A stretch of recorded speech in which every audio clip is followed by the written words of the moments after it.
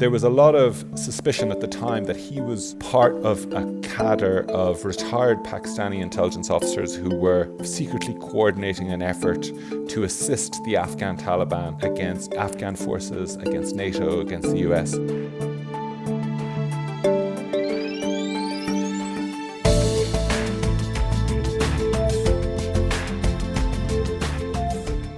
Welcome to the Pen and Sword podcast from Stratfor, a Rain company. I'm Emily Donahue. There is a place, set among enemies, that stretches from the foothills of the mighty Himalayas to the Arabian Sea. It's an ancient land, once home to great empires and emperors, a place of traditions, old and new, of great beauty and history and struggle and chaos. The country is a place that my guest found both magnificent and terrifying, in which he made great friends and lost many as well. This place is Pakistan. The author is Declan Walsh, and his book is The 9 Lives of Pakistan, Dispatches from a Precarious State. Mr. Walsh, thank you so much for being on the Pen and Sword podcast. Hey, Emily, it's great to be here, and thank you for that lovely introduction. Well, I took my inspiration from your book. In many ways, felt a little bit like a love letter and sad reckoning. You worked as a journalist in Pakistan for nearly 10 years, a Westerner reporting in a place that is in many ways unknowable and yet all too familiar given the headlines. Can we start a little bit with what you loved about the country? There was a lot that I loved. When I got there in the beginning, I arrived in 2004. And at that time, Pakistan was a little bit off the pace as an international story. The Iraq war had just started a year earlier. Even in that part of the world, a lot of Western attention or a lot of the enthusiasm of other foreign correspondents was actually directed across the border in Afghanistan. This country where elections were starting to take place. The Taliban were really on the outs at that point in Afghanistan.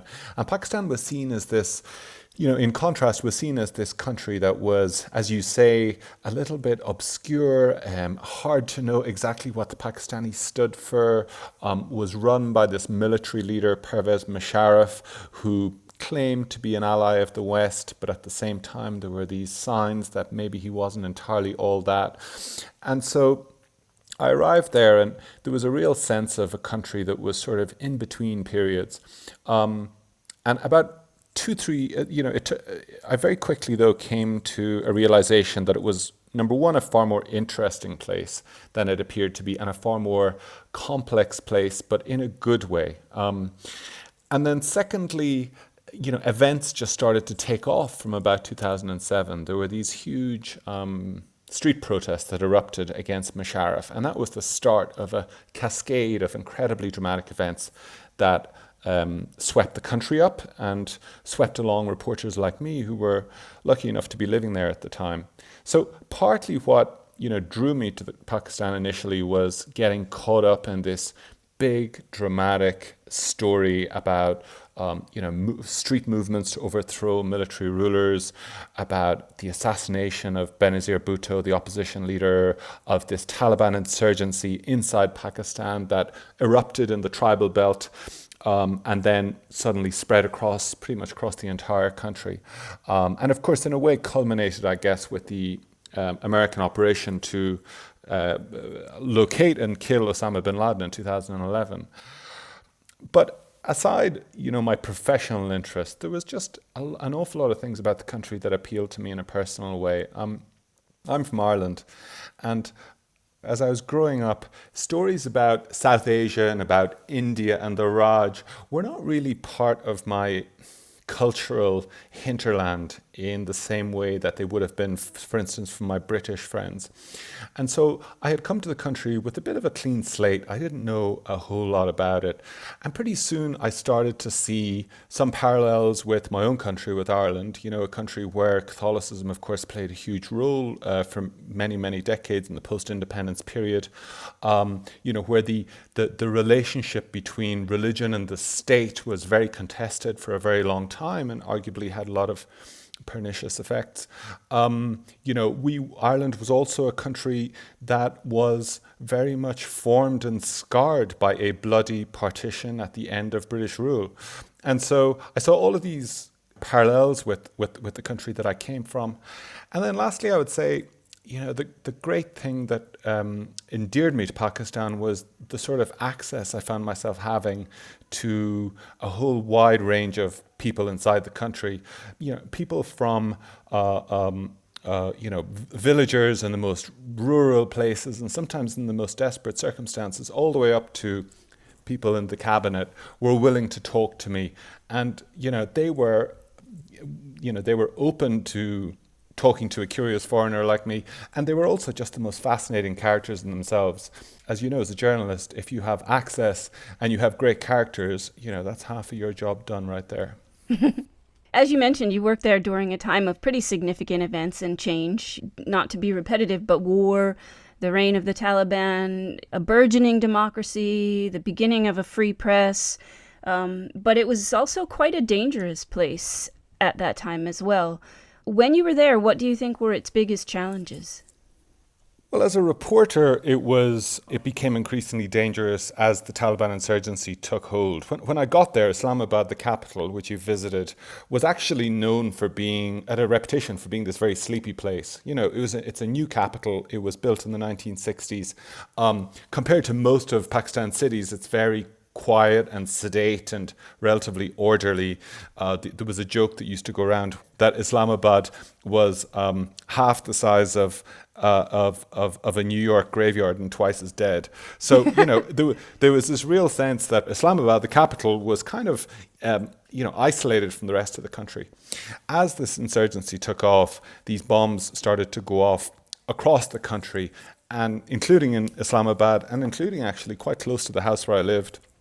And I lived in a very, well-to-do residential area, pretty close to the center of the city.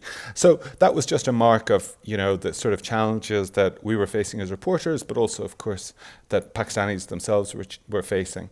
And then the other, significant challenge that came along as time went on was that, as in Iraq and Afghanistan, Western reporters started to be seen by some of the protagonists in these conflicts that were playing out, cultural conflicts or violent conflicts, started to be seen as potential targets for kidnapping. And so, that obviously limits your access because naturally, one starts to think twice about talking to certain people or going certain places. When you were there, Pakistan was considered one of the least safe places in the world for journalists. Before we get into the details of your book, being a journalist, and as things got worse there, what was that like? I was very fortunate to have a man called Ismail Jan who worked with me on most of the trips I did in the most contentious parts of the country. He was this Pashtun man.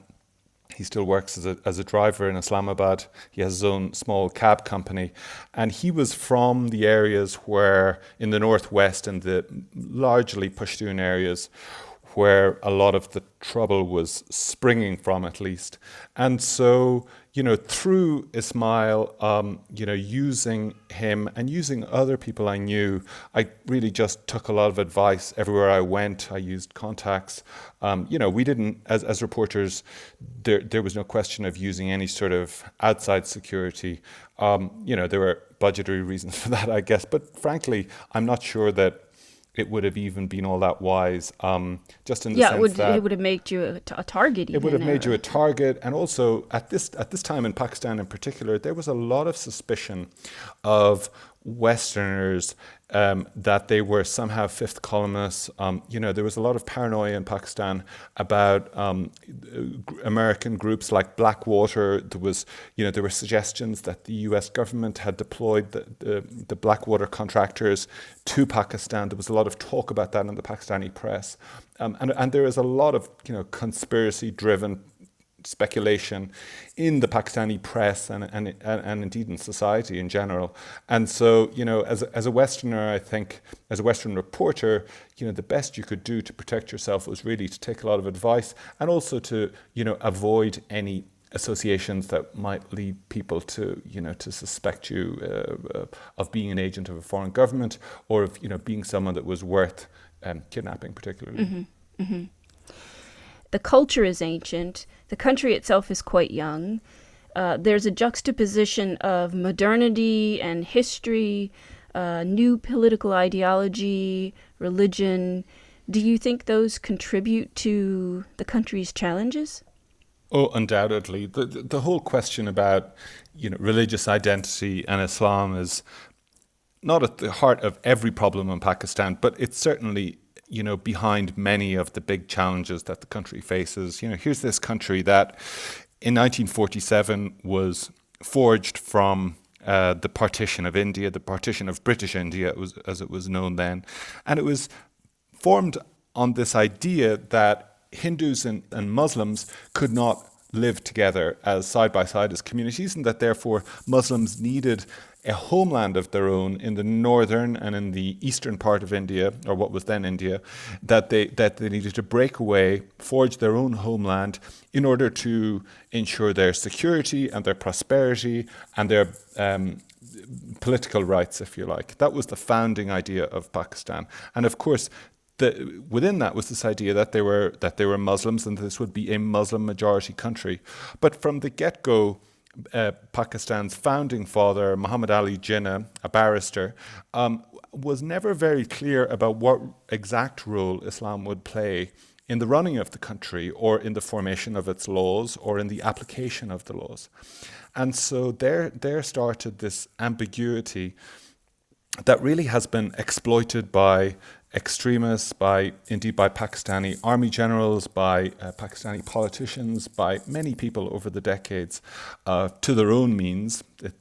Religion has been used to fight wars, to win elections, to mount mass street demonstrations. And really that has had so many second-order effects for the way that people think about some fundamental ideas about the way that their society and their state has organized. And it's also given space for extremists to gain ground and to establish themselves. And so, when I got there in the mid-2000s rather, this is the post 9/11 period. And as I said, when I got there, it seemed rather quiet. But in retrospect, and when I sat down to write the book, it really became clear to me that it was the calm before the storm, when many of these tensions that had been brewing inside Pakistani society for decades were suddenly about to come to a head. And in a way, that's where the story started for me. So Pakistan itself is geopolitically strategic. The US, China, Iran have interests there. There are religious, as we talked about, religious extremists who have interests there.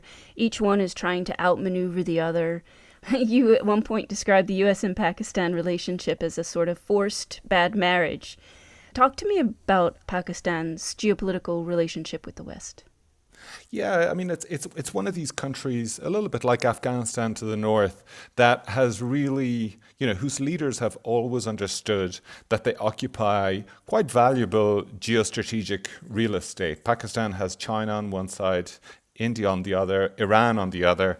And, from the get-go, its leaders have always sought in their relations with the West to exploit that value, if you like, to position itself as a country that was worthy, that deserved strong allies who were going to support it. And, the relationship with the US is so interesting because, right from in the 1940s or the early 50s, when Pakistan was just getting going, Britain, which had been the colonial power, was receding. Britain was this country that was, just come out of the Second World War, burdened with debt, trying to divest itself of a lot of its colonial holdings, if you like. And so it's receding from the picture, and the US steps in. And Pakistan and the US initially had, it wasn't an easy relationship from the start, but they did have common interests in the Cold War. The US cited intelligence and eavesdropping assets in Pakistan in the 50s. The famous U-2 spy plane carrying Gary Powers that was shot down over the Soviet Union. I believe in 1960, you can correct me if I'm wrong, that plane actually took off from an airbase in northern Pakistan, in Peshawar. And so, you see these two countries that at the very least have a shared interest in opposing the Soviet Union. And that relationship really climaxed in the 1980s with the war in Afghanistan and the CIA and the ISI, that's Pakistan's spy service, cooperating very closely to effectively run this giant guerrilla insurgents war against the Soviet Union that triumphed in 1989 with the withdrawal of the Soviets. So you see at that period these two countries coming together, but in the post 2001 period, they had a period of estrangement in the 1990s over Pakistan's nuclear program, and then after 2001 they come together again. But the strains started to show, and it became clear that while Pakistan and the US still had certain shared interests, it seemed that their values seemed to diverge, and particularly around the issue of Islamic militancy. The US, which had arguably supported Islamic militancy in the 1980s in the war in Afghanistan, suddenly after 2001 turned its back on any support or was, launching wars against Islamic militancy. But Pakistan, while paying lip service to its relationship with the US and while paying lip service to the idea that it shared that war, actually had a far more ambiguous position, because many of these same groups, or some of these groups, had been very successful for Pakistan in foreign policy for many decades, in supporting groups that fought in Afghanistan, supporting groups that fought in Kashmir against India. And so you see in the 2000s the Pakistani military, on the one hand, taking a lot of American aid, billions of dollars in aid, cooperating in the hunt for Al-Qaeda fugitives, but quietly maintaining support for other groups which were seen to be sympathetic or useful to Pakistan's interests, such as the groups that were fighting in Kashmir, like Lashkar-e-Taiba, or indeed, the Afghan Taliban were allowed to find sanctuary in Western Pakistan. And that sanctuary in Western Pakistan was a significant part of the Taliban's resurgence in Afghanistan that we're still seeing play out now.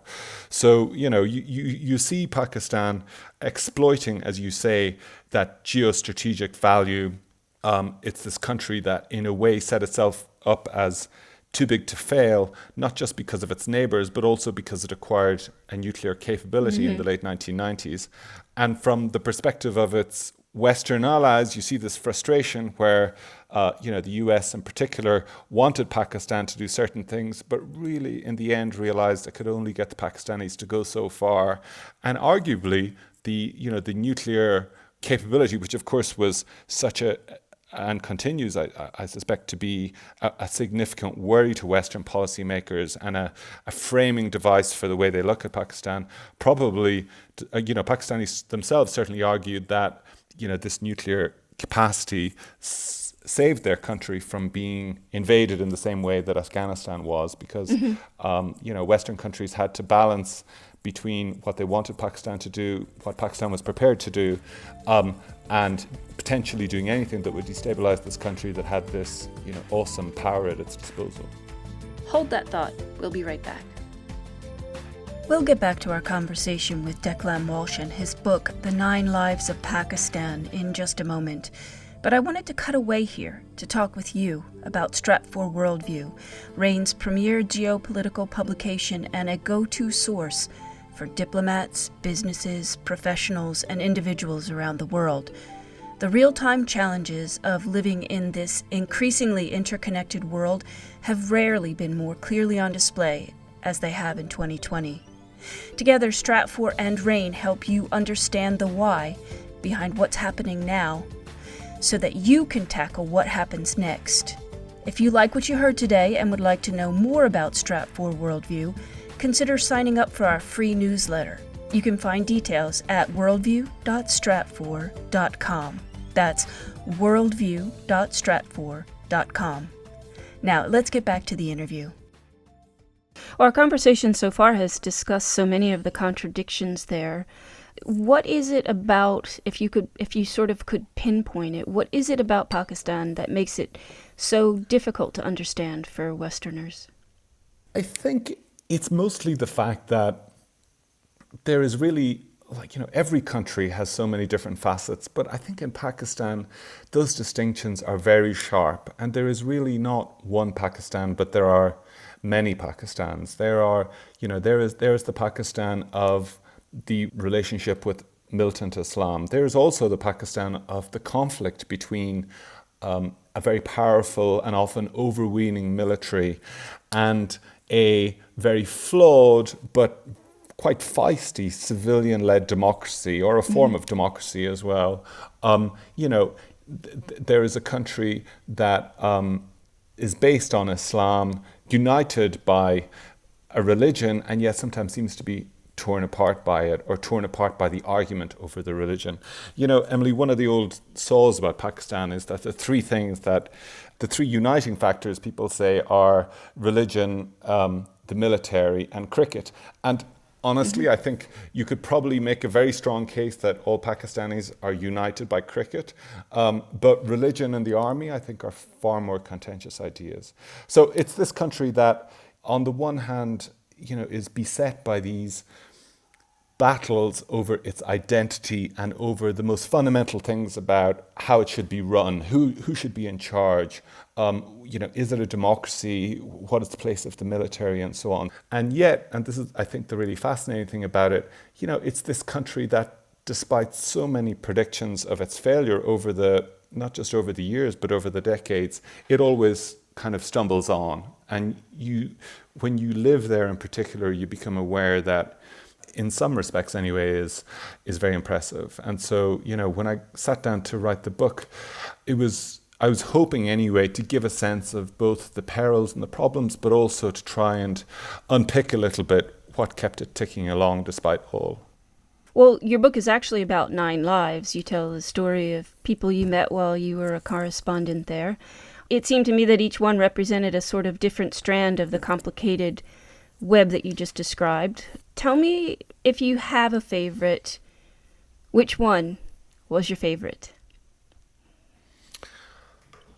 Oh gosh, I'd be loath to pick one single one out in particular, but I will point to. So the approach, when I started to write the book, I thought, how do I render some of this complexity that we've been talking about so far? And my initial approach to the book was thematic, which is a little bit more classical, to talk maybe a chapter about politics, maybe a chapter about religion or the army or society and so on.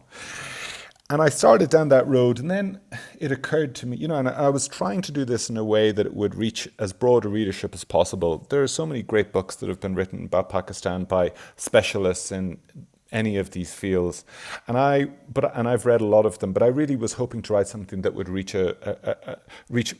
people who may know something about the basics of the country, but be puzzled about how all of this fits together. So I started with these themes and then realized that wasn't really serving my purpose. And I thought about how I had really felt that I was at least felt like I was starting to come to grips with the country. And I realized that it was through encounters with just a handful of people, who, again, were these Pakistanis who were often in extraordinary circumstances, were incredibly colourful individuals, and who, allowed me open the doors of their homes and their offices. They brought me along for rides in their vehicles, and, they kind of let me witness their lives unfolding during this period of great flux. And it was through those encounters that I realized, kind of intuitively, I was starting to get to grips with the country. And I would say the first person that I really had that feeling with is one of the characters in this book. He's a man called Anwar Kamal Khan.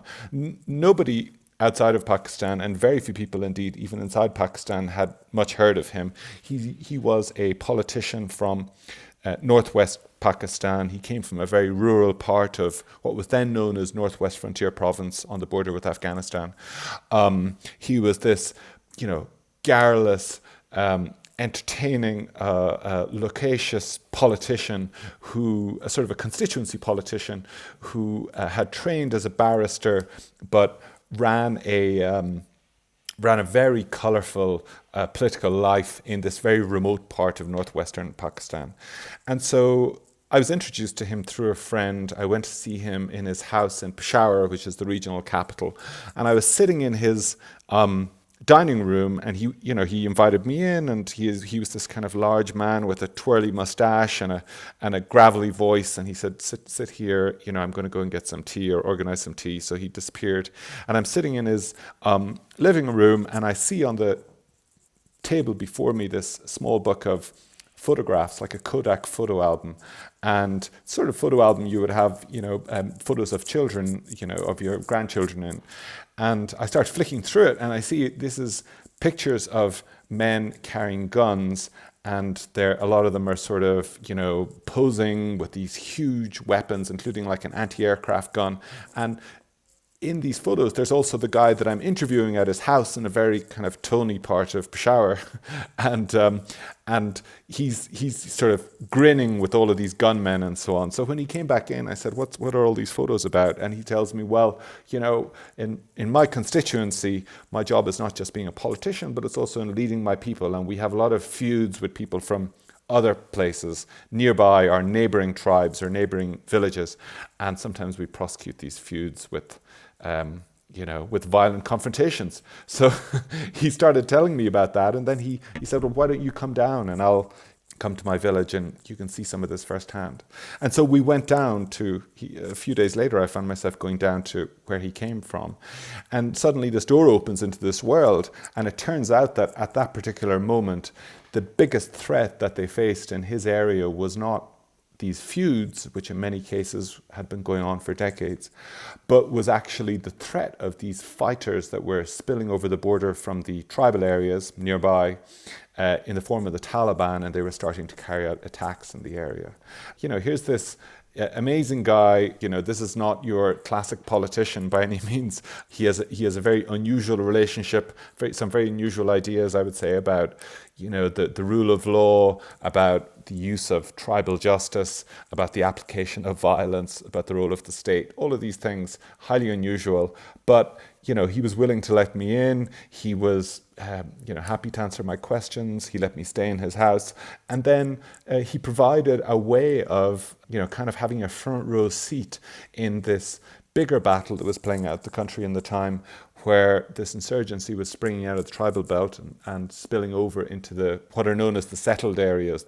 The tribal belt is along the border with Afghanistan, and then the settled areas in the northwest frontier is just the regular parts of the province that are under the constitution of Pakistan. So, and this man found himself at the forefront of efforts to push it back, and I was off.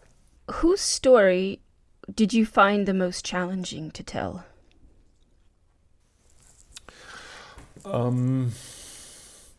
That's an excellent question. There were a couple that were quite hard. I would say one of the trickiest to tell was about a former Pakistani spy, a man called Colonel Imam, who had been a major figure in Pakistan's effort in the 1980s against the Soviets in Afghanistan. He had been a trainer for the ISI. He had run this network of guerrilla training camps along the border with Afghanistan that sent thousands and thousands of fighters across the border to fight and eventually defeat the Russians. At that period in the 80s, he'd worked very closely with the US government, as all of the Pakistani intelligence services did with the CIA.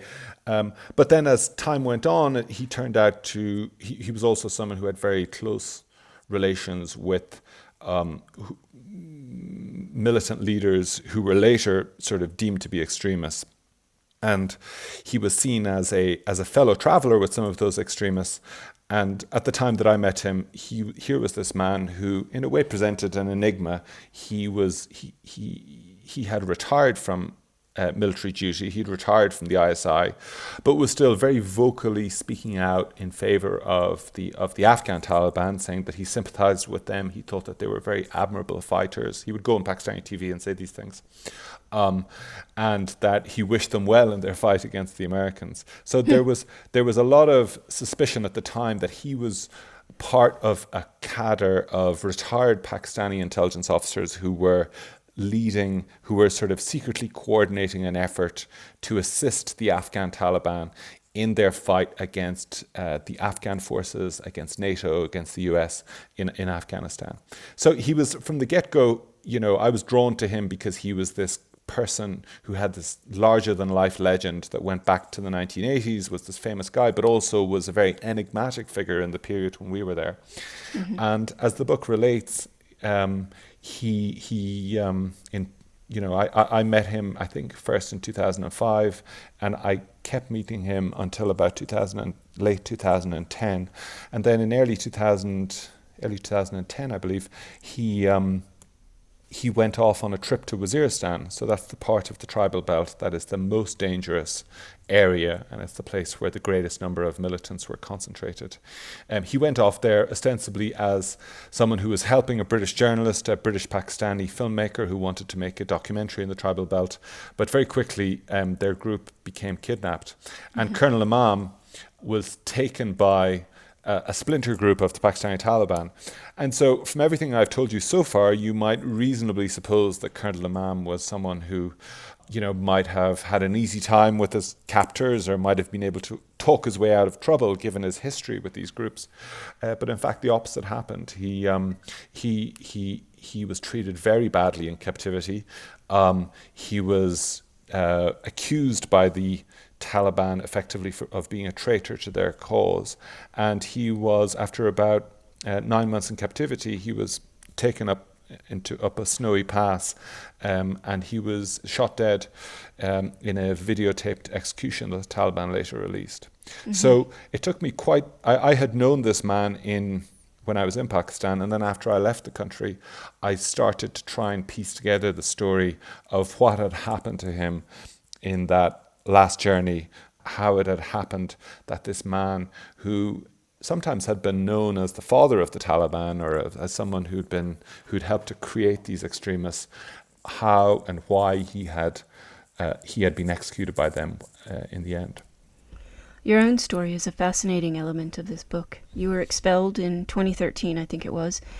You describe early in your book, for reasons that you found hard to pin down. Without revealing too much, can you tell us a little bit about your story of being expelled and how it affected your experience there? Sure. So for me, it really just started 3 days before the election in 2013. In many ways, it was a very hopeful time for the country. A civilian, Pervez Musharraf, the military leader, had been kicked out 5 years earlier.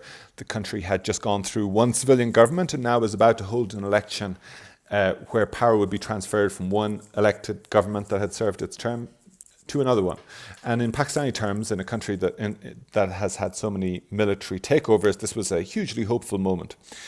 So entirely out of the blue, 3 days before this election took place, I was in Islamabad at a social function, and I was summoned back to my house by someone calling from an unknown number at midnight, and they said, "You need to come home now." So I arrived home to find a truckload of policemen outside my house, and then this one gentleman who was not in uniform stepped forward with a letter, and the letter simply said that my visa was being cancelled immediately on account of what it called my undesirable activities, and that I had 72 hours to leave the country.